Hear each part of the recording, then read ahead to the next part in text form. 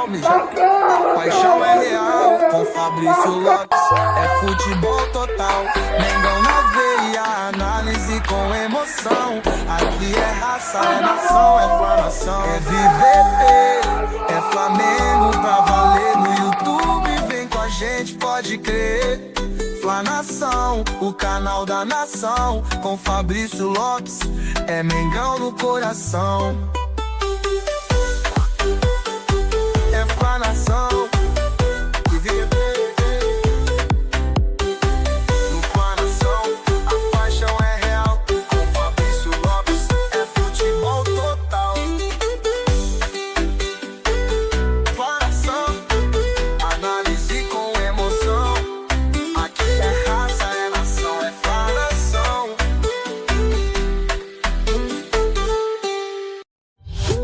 No Flanação, mija.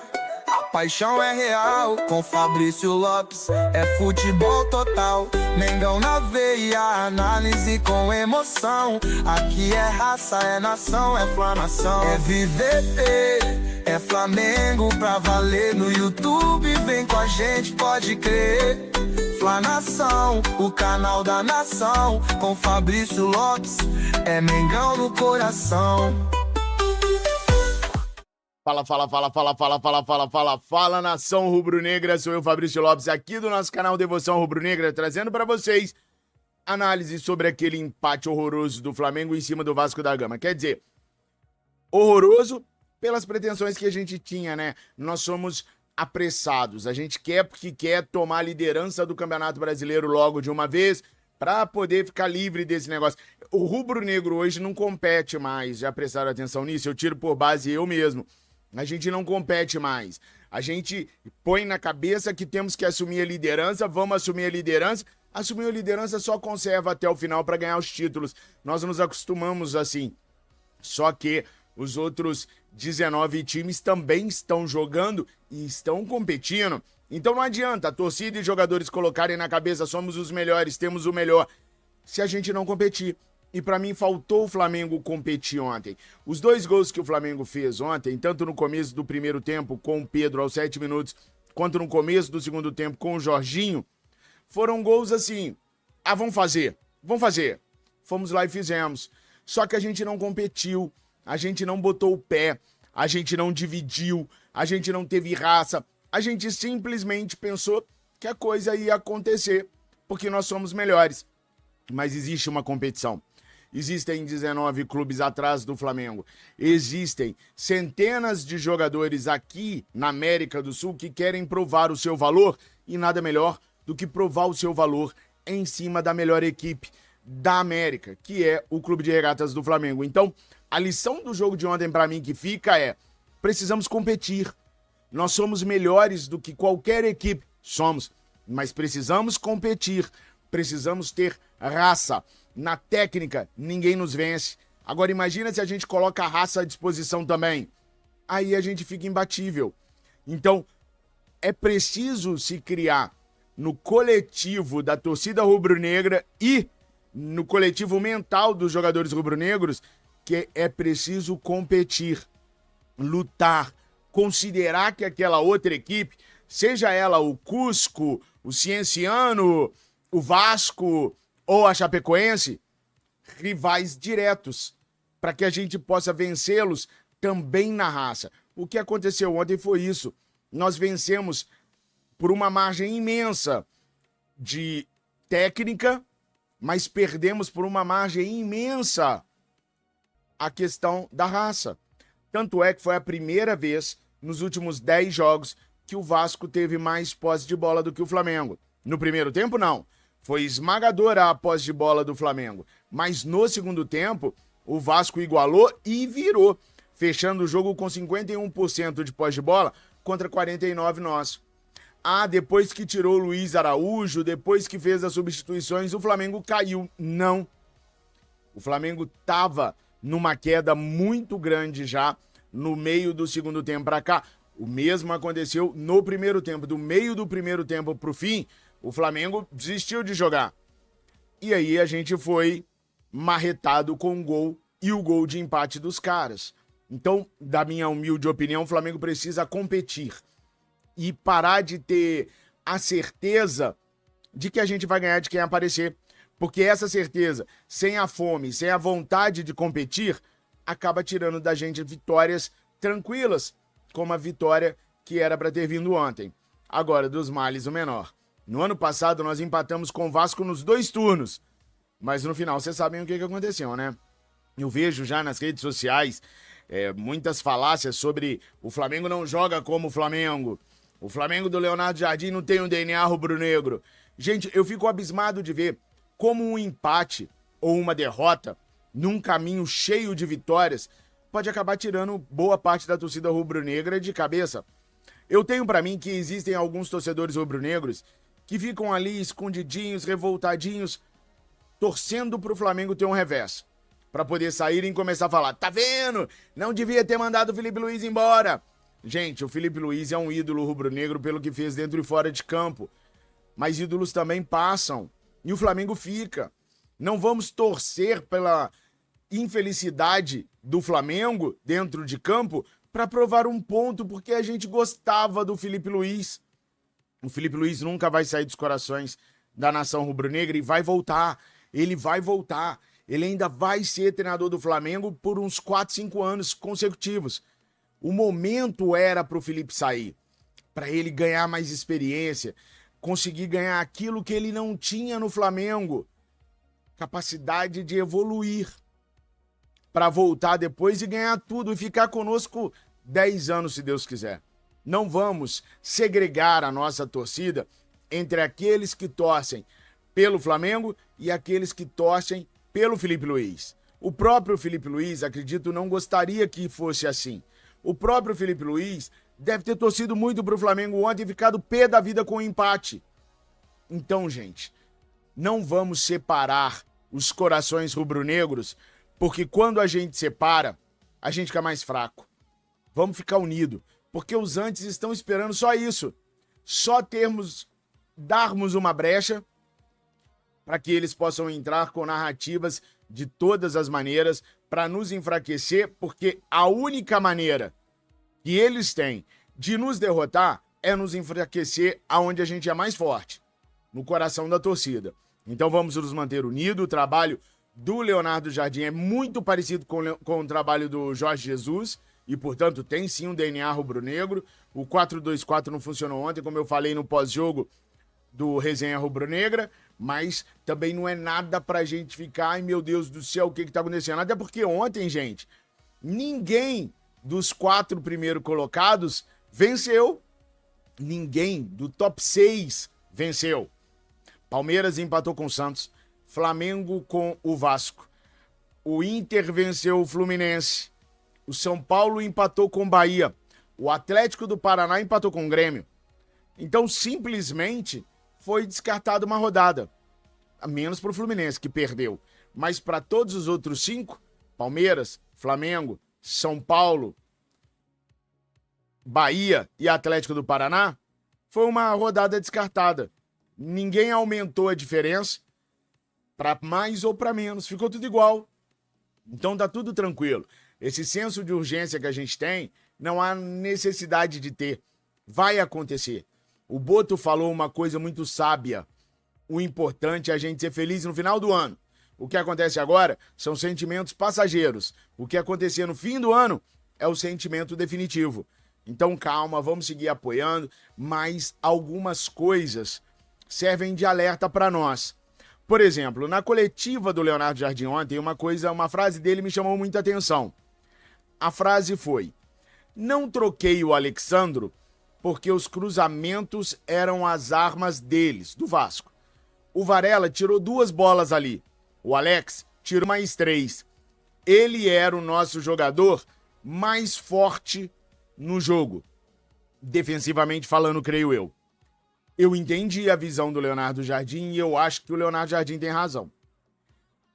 O Leonardo Jardim é um cara muito inteligente. Quando ele fala que os cruzamentos eram as maiores armas do Vasco e por isso ele não tirou o Alex, é porque ele sabe que o reserva do Alexandro nem guarda a posição, que é o Ayrton Lucas. Se ele coloca o Ayrton Lucas ali, o Vasco ia fixar um homem só para ficar cruzando da esquerda, da direita do ataque deles pro centro. Porque o Ayrton Lucas não guarda a posição. O Ayrton Lucas vai pro ataque, não tem uma boa leitura defensiva. O Ayrton Lucas toma muita bola nas costas. Então, se o Alexandro tirou 3 bolas ali, com o Ayrton Lucas iam ser 9 bolas cruzadas na área do Flamengo. Então eu entendo o ponto de vista dele. Eu falo com vocês que eu leio todos os comentários de vocês. Lá no Resenha Rubro Negra, eu nem gravei vídeo hoje de manhã para deixar o pós-jogo por mais tempo lá, pra galera ver o meu sentimento sobre o jogo. Por isso, eu nem gravei hoje de manhã lá. E um dos comentários era assim: ah, Fabrício, você fala tão mal do Alexandre porque você prefere o Ayrton Lucas, né? Tem uma parte da torcida que ainda vive nessa. Se você critica um atleta, quer dizer que você prefere o outro. Não. O que eu venho dizendo sempre é que o Flamengo precisa contratar um lateral esquerdo, pelo amor de Deus. Porque se o Alexandre era o nosso homem mais forte na lateral esquerda, e o Leonardo Jardim tá certo, ele é, imagina como é que é o reserva. Não dá pra gente ter na lateral esquerda Alexandre e Ayrton Lucas. Um cara totalmente desprovido de noção tática defensiva, como é o Ayrton Lucas, e um cara que sabe o que tem que fazer, mas o corpo não responde, que é o Alexandre. O Alexandre tá muito longe de ser um Felipe Luiz, mas muito longe. O Felipe Luiz tinha uma compreensão tática muito maior do que a do Alexandre. Por isso o Felipe Luiz conseguiu chegar aos 35 jogando muito mais bola do que o Alexandre. Além do detalhe do talento também, que o Felipe Luiz tem muito mais, né, gente? Então, eu entendi o que o Leonardo Jardim falou. Ele é muito inteligente em qualquer análise que ele faça. Se vocês pararem para ver a coletiva do Jardim, vocês vão aprender.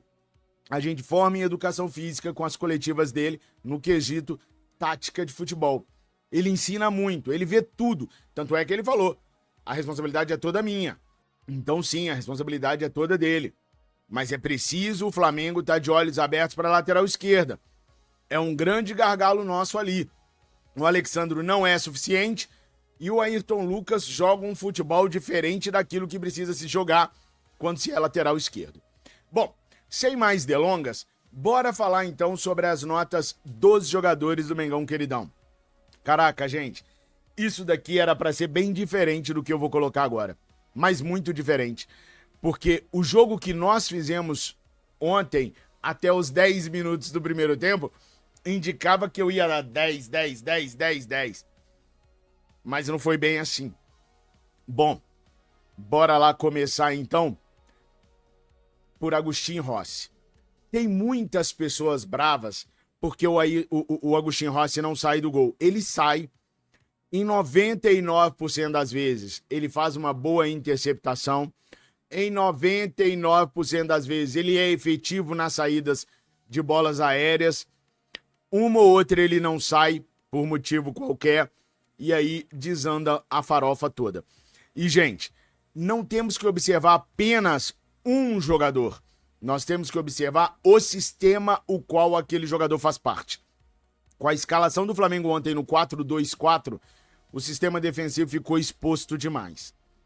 A nossa sorte era que o Jorginho, na base do gogó, organizava o sistema defensivo de maneira que sobrecarregava menos. Sobrecarregava, mas sobrecarregava menos o setor. Com a saída do Jorginho, acabou tudo. Aí foi um salve-se quem puder e aconteceu o que aconteceu. Eu não vejo muitos problemas com o Rossi, sinceramente. Vocês vão ficar bravos comigo. Muitos vão. Porque tem gente que jura que a culpa é do Rossi. Mas eu ainda não consegui ver essa culpa que geral fala. Então comentem para que eu possa observar, para que eu possa ficar mais atento e, quem sabe, mudar minha opinião. Por enquanto, o Rossi vai de 8,5 para mim, porque eu acho que ele foi bem, sim, no jogo de ontem, mais uma vez. Varela. A consciência tática do Varela me assombra a cada jogo, porque parece que ele melhora a cada jogo. Parece que a cada jogo ele tá mais consciente, mais sabedor daquilo que ele tem que fazer. Defensivamente, suave. Ofensivamente, eu senti falta do Varela ontem. Houve momentos, por exemplo, que Pedro, o Jorginho viraram a bola para a direita esperando que o Varela estivesse passando por ali. E o Varela não estava. Teve até um lance que o Pedro virou a bola sem olhar e a bola foi para a lateral porque não tinha um Varela por ali. Então eu vou dar para ele uma nota 7 ontem, porque eu acho que ele foi muito bem defensivamente, como o próprio Leonardo Jardim destacou, mas ofensivamente ele deixou a desejar.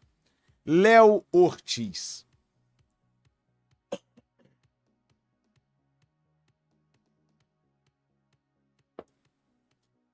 Tá na hora de ir pro banco de reservas e a gente pensar em jogar com o Vitão ou com o Danilo. Teoricamente deveria ser o Danilo, mas se o Danilo não tem condições físicas de jogar vários jogos, então que fosse o Vitão. Há um zum de bastidores que o Léo Ortiz ainda não foi pro banco de reservas porque ele tá em viés de ser vendido. E quando um jogador está em viés de venda, os clubes, seja eles quais forem, tendem a deixar o jogador jogando para valorizar o valor que vai vender aquele atleta. Para mim, uma partida indecente de ruim do Léo Ortiz e generosamente eu vou dar para ele uma nota 4. Tá muito mal. Tá muito mal mesmo. Léo Pereira, um monstro. Cobrou uma falta maravilhosa. Se não é o Léo Pereira e o Jorginho, não existe sistema defensivo. O Léo Pereira cobra o Alexandro, cobre o Ortiz, orienta o Ortiz e ainda dá uma força pro Varela em lado trocado se preciso for. Sai com a bola com uma qualidade espantosa. Eu acho que nem o Léo Pereira sabia que ele tinha tanta qualidade assim. Para mim, o melhor do nosso sistema defensivo. Nota 7,5 para ele ontem. Alexandro. O Alexandro vem sendo, na minha humilde opinião, o pior da nossa linha defensiva. Mas ontem não foi, não. Ontem, realmente, ele jogou aquilo que lhe é possível jogar defensivamente falando. Ofensivamente, é uma nulidade, né? Se fosse futebol americano, o Alexandre ia ser aquele jogador que entra só na hora que a linha defensiva vem. Porque ofensivamente ele é horroroso, né? Ele não passa do meio de campo. Então eu vou dar uma nota 6 para ele ontem, pela ajuda que ele deu no sistema defensivo. Não vi falhas gritantes do Alexandro ontem, como eu vi em outros jogos. Uma nota 6 para ele. Everton Araújo. O Everton Araújo tá num nível tão hard de futebol que ontem ele arrancou uma lasca do gramado no canto esquerdo do ataque do Flamengo, canto direito da defesa do Vasco, quase ali no córner. Lá era onde o Everton Araújo estava fazendo a pressão para a gente recuperar a posse de bola. Vocês estão entendendo? Na linha de fundo do lado esquerdo, do lado direito do Vasco. Lá em cima. Por causa da compreensão tática dele. Agora, pega um jogador e bota ele para fazer pressão lá em cima. E vê se ele aguenta voltar. A maioria dos jogadores não vão aguentar. O porte físico e a qualidade física do Everton Araújo está impecável. Ele foi, fez a marcação lá e já estava de volta no meio de campo 5 segundos depois, na posição que ele tem que estar para poder dar o combate. Eu sou fã desse moleque desde sempre. Para mim, uma nota 8 para ele, igual seria a nota do Jorginho. Mas o Jorginho fez gol de pênalti. E detalhe, ele mudou o jeito de bater e fez gol. Então eu vou dar uma nota 9 pro Jorginho. E essa nota 9, ela tá pesada pelo pênalti, mas muito pela organização do sistema defensivo. Teve muita gente que falou, o Luiz Araújo saiu e desmontou o sistema defensivo. Não, não foi isso. Foi a saída do Jorginho que desmontou. Quando o Jorginho sai e entra o Saul simplesmente joga bola, ele não organiza o sistema. O Jorginho tem uma compreensão do jogo muito maior que o Saul. Então, quando o Jorginho sai, a gente perde a defesa. Foi ali que a gente perdeu a defesa. Por isso, eu dou uma nota 9. Pelo gol, pela organização, por ser um treinador dentro de campo e pela competência que ele tem na saída de bola e nos passes que dá. Luiz Araújo. Reclama de oportunidades. Já recebeu a segunda consecutiva. Decepcionou pela segunda vez consecutiva. Eu vou dar a mesma nota que eu dei pro Léo Ortiz pra ele. o Luiz Araújo entra em campo com uma cara de quem não quer estar ali. Ele teve a oportunidade de mostrar que pode ser o titular no lugar do Plata, no lugar do Arrascaeta, no lugar do Lucas Paquetá, mas acho que nem ele acredita nisso. Nem ele acredita que ele tem a bola para superar esses caras. Então ele já entra dentro de campo sabendo assim, vou jogar hoje e não vou jogar de novo quando esses caras voltarem. Resultado, um futebol horroroso, pífio, não é o Luiz Araújo que eu estou acostumado a ver e é uma das piores versões dele na história. É outro que deve ser negociado agora também na janela pós-Copa do Mundo, porque ele mesmo não vê mais objetivo de estar no Flamengo. Samuel Lino não fez uma boa partida, fez uma partida bem abaixo daquilo que a gente estava vendo fazer, tanto é que saiu de campo com raiva, não do Leonardo Jardim ter o substituído, mas sim da partida que apresentou, dou pra ele uma nota 6,5. Eu tô de olho aqui nos comentários, tá? Tô de olho no chat. Quero que vocês coloquem as notas de vocês aí, os comentários de vocês, que eu tô olhando, eu tô vendo. E isso aqui é bom. Gonzalo Plata, partidaça dele, não teve responsabilidade nenhuma pelo resultado adverso, muito pelo contrário, lutou demais em campo, é um outro jogador. Nem na melhor fase com o Felipe Luiz, o Plata jogava a bola que tá jogando agora com o Leonardo Jardim. É um nível hard de futebol também, tá? Vou dar pra ele uma nota 8,5, jogou muito na minha humilde opinião. E o Pedro, cara, o Pedro tem que ser nota 10.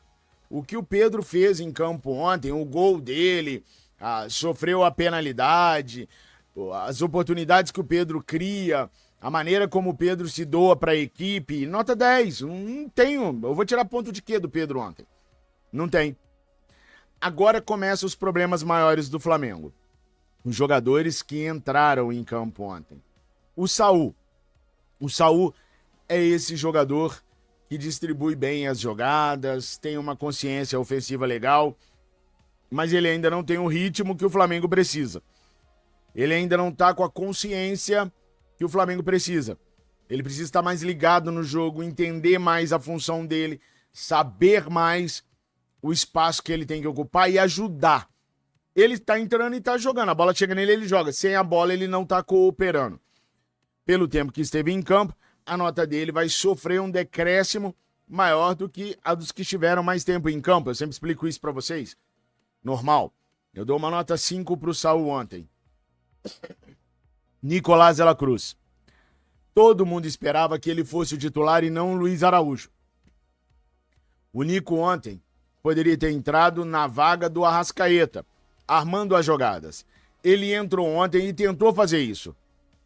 E até estava conseguindo fazer. Mas quando o Nico passa para a vaga do Arrascaeta e o Saul passa para a do Jorginho, a gente perde pegada no meio-campo. O ideal seria o Nico junto com o Jorginho e o Everton Araújo. Quando você coloca o Nico e ele entra correndo, querendo distribuir passe rápido e tal, ele entra numa outra rotação que a equipe tá. Daí a equipe não acompanhou o raciocínio do Nico da maneira que precisava, perdemos bolas e aí o Saul não aguentou segurar lá atrás com o restante dos jogadores do Flamengo. Então, a entrada do Nico pra mim foi uma boa num tempo ruim. Teria que ter entrado junto com os 11. Aí a gente teria deslanchado. Então, para o Nicolás de la Cruz, eu vou dar uma nota 5,5, porque ele tentou, mas não tinha muito o que fazer. Bruno Henrique. Caraca, gente, o Bruno Henrique ontem ele me irritou nível hard. Por que ele me irritou nível hard? 2-1, Bruno recebe a bola, tem 4 marcadores em cima dele, ele com domínio da bola, o que ele deveria ter feito, na minha humilde opinião? Leva essa bola para a linha de fundo do Vasco, segura o máximo que ele pode segurar lá, espera alguém chegar, toca a bola para trás, controla o jogo.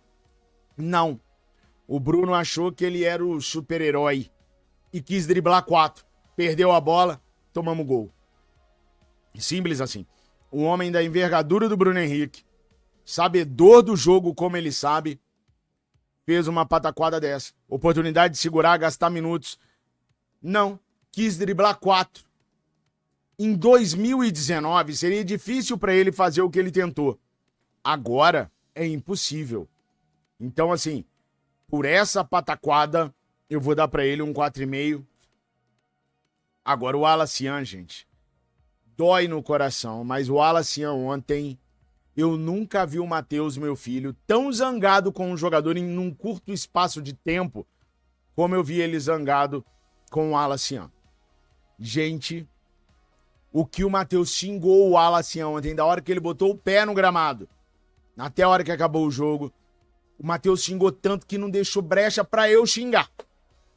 E o Alacian errou tudo que tentou. Tudo! O gol sai por uma falha, o gol, né, do empate do Vasco, por uma falha do Alacian. Ele, pra mim, foi o grande responsável pelo empate. Ele e Bruno Henrique, na minha humilde opinião. Depois do que ambos fizeram, qualquer coisa era lucro e tava na cara que ia dar ruim. Nota 3 pro Alacian ontem. Péssimo, péssimo, péssimo. Tá? Há pessoas até que falaram o seguinte: Flamengo perdeu o time de vendê-lo para o Bragantino. Nunca mais vai aparecer 10 milhões de euros de novo. Teve gente que falou que qualquer 10 reais e uma mariola pode vender o Alacian. Infelizmente, descompromissado demais no que se propõe ou no que se precisa que ele faça. Nota 3. E vou repetir a nota do Alacian para o Leonardo Jardim ontem, porque eu precisava que o Leonardo mudasse a história do jogo antes que tudo degringolasse, e ele não mudou.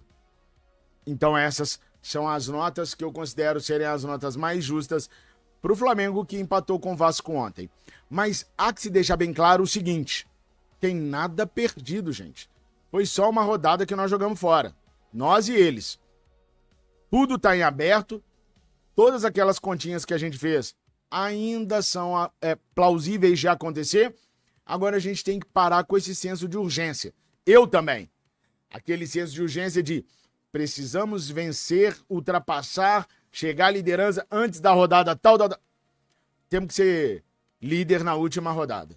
Temos que segurar essa ansiedade nossa, porque junto com a ansiedade vem a decepção, porque nós estamos falando de futebol. E futebol não é uma ciência exata, meus amigos. Bom, concordem, não concordem, o importante é vocês se expressarem. E vocês se expressam através do chat, dos comentários, se inscrevendo, chamando geral para se inscrever aqui. Agora tem vídeo lá no Central do Esportes, onde eu fiz um resumão do que aconteceu nesse final de semana. A Cat complementou com algumas informações dela também. Acho importante vocês irem no Central do Esportes agora também, para poder pegar essas informações, não só do Flamengo, mas também das outras equipes do futebol brasileiro e internacional. A gente precisa crescer como torcedores, a gente precisa crescer no nosso entendimento dos nossos adversários, para que a gente consiga julgar melhor aquilo que acontece no Flamengo. Pode ver que os nossos dirigentes, vira e mexe, viajam para a Itália, viajam para a Espanha, para ver como que os nossos adversários ou os clubes do exterior tramitam em diversas situações, para aprender. Nós também deveríamos. Por isso eu convido vocês a irem lá no Central do Esportes, assistir e também se inscrever. Quanto mais fortes Resenha, Devoção e Central do Esportes estiver, mais tempo eu passarei aqui com vocês. E isso daqui é a minha vida. Espero que vocês continuem nos apoiando nessa jornada para a gente ficar por aqui por bastante tempo. Fechou? Excelente semana para todos vocês. Fiquem com Deus. Saudações rubro-negras. A paixão é real, com Fabrício Lopes, é futebol total. Mengão na veia, análise com emoção. Aqui é raça, é nação, é Flanação. É viver, é Flamengo pra valer. No YouTube, vem com a gente, pode crer. Flanação, o canal da nação, com Fabrício Lopes.